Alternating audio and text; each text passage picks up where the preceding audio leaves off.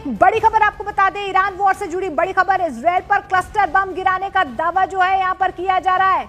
एक साथ कई बमों की बौछार की गई है, तो क्लस्टर बमों से अब जो है तेल अवीव पर ताबड़तोड़ हमले किए गए हैं ईरान की तरफ से। ये क्लस्टर बम यानी कि आसमान में ये बम जब फटता है तो एक के बाद एक छोटे छोटे बमों की एक बौछार हो जाती है, और यही वजह है कि अब इजरायल की तरफ से ये कहा जा रहा है कि ईरान अब क्लस्टर बमों का इस्तेमाल कर रहा है, यानी कि एक ही साथ बड़ा प्रहार जो है वो ईरान की तरफ से किया जा रहा है।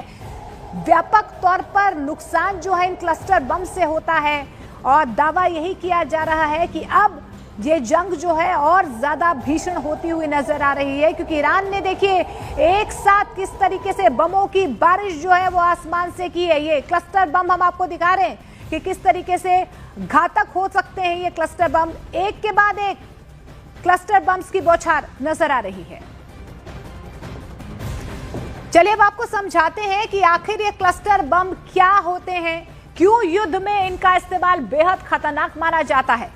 दरअसल आपको बता दें कि क्लस्टर बम ऐसा हथियार है जो एक ही वॉरहेड में छिपे कई छोटे छोटे विस्फोटकों से बना होता है। मिसाइल या बम हवा में पहुंचकर खुलता है और दर्जनों बॉम्बलेट्स बड़े इलाके में फैल जाते हैं। ये छोटे छोटे विस्फोटक जमीन पर गिरते ही अलग अलग जगह धमाके करते हैं, जिससे एक साथ कई इलाकों में तबाही फैल सकती है।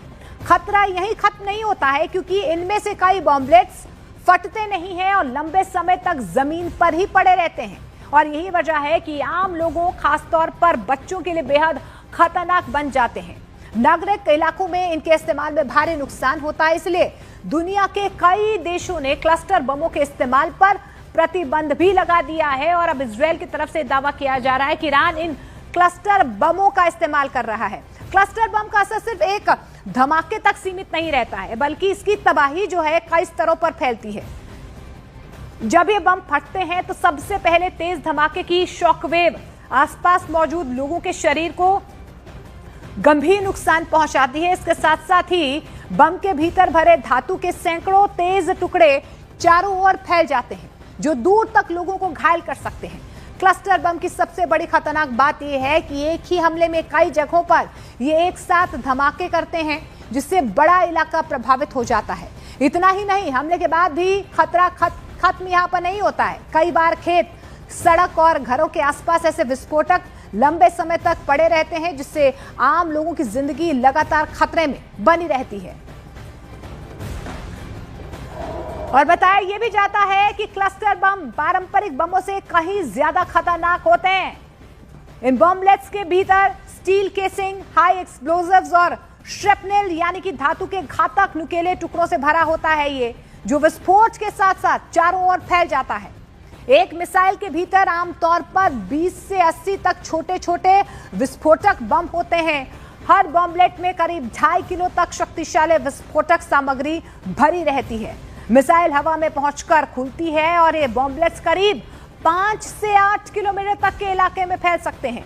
जमीन पर गिरते ही तेज धमाके के साथ धातु के घातक टुकड़े चारों तरफ फैल जाते हैं, जिससे बड़े इलाके में भारी तबाही और जान माल का खतरा पैदा हो जाता है।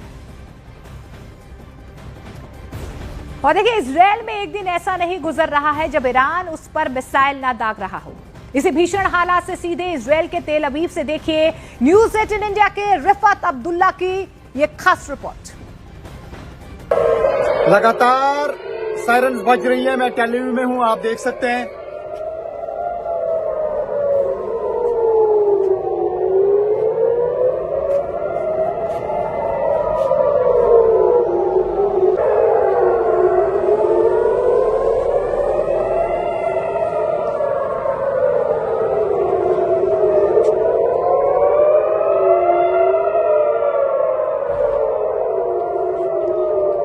अभी सुबह हुई है, लेकिन फिर से ईरान की तरफ से मिसाइल अटैक्स लॉन्च किए जाते हैं।